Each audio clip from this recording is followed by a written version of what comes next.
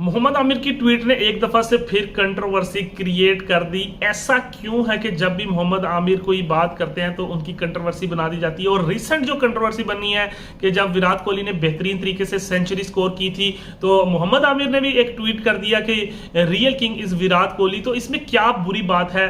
और यही बात को लेकर बाबर आजम के जो फैंस हैं उन पर टूट पड़े और बहुत ही ज्यादा उनको ट्रोल किया गया। लेकिन इसकी वजह क्या है? आज इस वीडियो को बनाने का मकसद आपको कुछ हकायक बताने का मकसद यही है कि ताकि आपको पूरी स्टोरी पता चल सके, क्योंकि कुछ लोग जो हैं वो मोहम्मद आमिर और बाबर आजम की जो जंग है उसमें तेल का काम करते हैं। और यही वजह है कि जैसे ही मोहम्मद आमिर या बाबर आजम कोई बात करते हैं तो उनकी चीजों को काफी ज्यादा इंपॉर्टेंस दी जाती है। तो दोस्तों इसके लिए आपको थोड़ा सा पीछे लेकर चलता हूं, जहां से ये बात शुरू हुई थी पीएसएल के दरमियान। जब पिछला पीएसएल जो हमारा गुजरा है वहां पर मोहम्मद आमिर से जब पूछा गया था बाबर आजम के बारे में तो उनका बात करने का मकसद कुछ और था, लेकिन कुछ जर्नलिस्ट क्रिकेट के स्पोर्ट्स के जो है उन्होंने बात को ऐसे तोड़ मरोड़ के पेश किया कि वो कंट्रोवर्सी बन गई। लोगों के माइंड सेट हो गए कि शायद मोहम्मद आमिर और बाबर आजम जो है एक दूसरे को पसंद नहीं करते हैं। और जब ये रिसेंटली बात को क्लियर किया मोहम्मद आमिर ने तो क्या उन्होंने कहा, मैं आप लोगों के साथ शेयर करता चलो। मोहम्मद आमिर ने कहा कि मेरा मकसद कहने का ये नहीं था।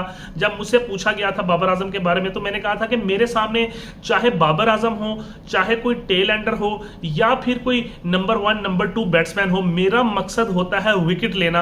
मेरा मकसद अगर मैं माइंड में ये रखूंगा कि मेरे सामने बाबर आजम खड़ा है, ये नंबर 1 बैट्समैन खड़ा है, तो मुझे जो है शायद प्रेशर फील हो, लेकिन मैं अपने माइंड को यही समझाता हूं कि मेरे सामने जो भी खड़ा है, जिस भी पोजीशन का बंदा है, जितना भी टैलेंटेड है, लेकिन मैंने इसका विकेट लेना है। चाहे वो हो टेल एंडर, चाहे वो हो नंबर 1 बैट्समैन, चाहे वो हो बाबर आजम, चाहे वो हो विराट कोहली, तो मेरा मकसद यही होता है कि मैंने वो विकेट लेनी है। लेकिन इसको तोड़ मरोड़ के जब पेश किया गया तो वहीं से ये बात दोनों के दरमियान चल पड़ी।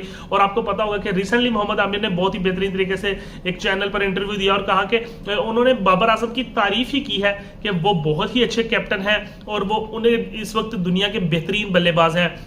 और साथ साथ उन्होंने पीसीबी को भी रिक्वेस्ट की कि बाबर आजम को अब फाइनली अनाउंस कर देना चाहिए कि वही हमारे वर्ल्ड कप में कैप्टन होने जा रहे हैं। और इतना प्यारा गेस्चर उन्होंने दिया और शानदार तरीके से बाबर आजम को सपोर्ट किया और काफी ज्यादा मामला हल होते हुए नजर आ रहे थे। लेकिन अभी रिसेंटली जैसे ही उन्होंने विराट कोहली के बारे में ट्वीट किया कि बहुत ही इज अ रियल किंग, तो बाबर आजम के सारे फैंस जो है उन पर टूट पड़े और कहा कि हाँ आपने ऐसा कहा क्यों? असल किंग तो बाबर आजम है, असल किंग तो जनाब हमारे पाकिस्तान के कैप्टन है, तो आप कैसे विराट कोहली की तारीफ कर सकते हैं? तो जनाब ऐसी क्या बात है? क्या हम अपनी उस मेंटेलिटी की तरफ जाना शुरू हो गए हैं जहां पर हम अपने जनाब हमसाया मुल्क को देखते हैं जहां पर छोटी छोटी बात को हाईलाइट किया जाता है?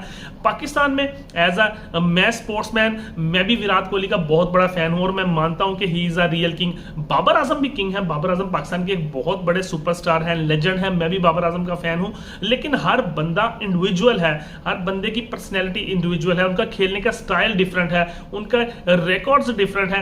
अब आप कह रहे होंगे कि विराट कोहली और बाबर आजम की आप एवरेज को देख लें तो बाबर आजम की एवरेज जबरदस्त है। लेकिन दोस्तों विराट कोहली ने जिस तरह की क्लास शो की है अभी बाबर आजम के पास वो क्लास मौजूद है, लेकिन अभी वो उस लेवल पर पहुंचे नहीं है, सफर बाकी है, कैरियर का गैप काफी ज्यादा है। विराट कोहली का कैरियर काफी ज्यादा लंबा है जबकि बाबर आजम का कैरियर अभी उसकी निस्बत कम है। और वैसे भी अगर हम इन दोनों के कंपैरिजन को शुरू करें तो बात किसी एंड पर पहुंचेगी नहीं। लेकिन मोहम्मद आमिर ने जैसे पूरी दुनिया ने तारीफ की किंग कोहली की सेंचुरी पर, जिस तरह से उन्होंने अंडर प्रेशर स्कोर किया, रन्स को चेज किया फाफ डु प्लेसिस के साथ, तो पूरी दुनिया की तरफ से तारीफ की गई। लेकिन मोहम्मद आमिर ने तारीफ क्या की विराट कोहली की, तो जनाब बाबर आजम के फैन टूट पड़े। तो ऐसा होना नहीं चाहिए। जबकि मोहम्मद आमिर ने अपने इंटरव्यू में तारीफ की, बाबर आजम की तारीफ की और बात को क्लियर किया कि जहां पर बाबर आजम की बात को पीएसएल के साथ जोड़ा गया और कंट्रोवर्सी क्रिएट की गई, लेकिन उन्होंने सारी चीजें क्लियर कर दी। लेकिन उसके बाद ऐसा होना नहीं चाहिए था।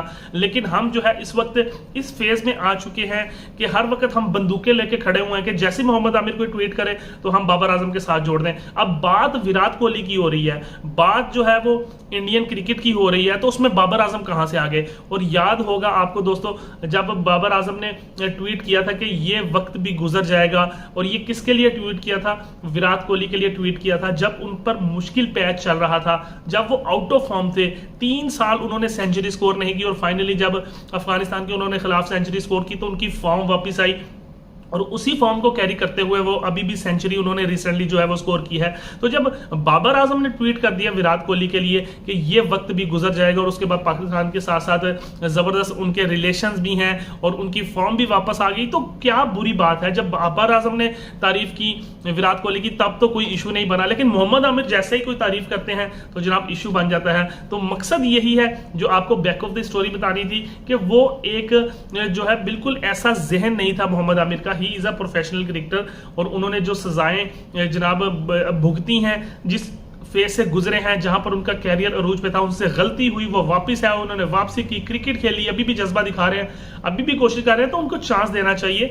ये नहीं कि एक ही स्टेट ऑफ माइंड के साथ उन पर चढ़ाई कर दें, उसी तरह से जो है वो जनाब उनके खिलाफ जो है होते रहें। और यही वजह है कि जब उन्होंने कहा, मोहम्मद आमिर से जब पूछा गया था कि आपने बाबर आजम की तरफ थ्रो किया, आपने आउट करने के बाद सेलिब्रेशन ऐसी की, तो उन्होंने कहा कि अगर मैंने ऐसी सेलिब्रेशन की होती जो कि एक कोड ऑफ कंडक्ट के खिलाफ होती तो मेरे जेस्चर पर मुझको फाइन होता।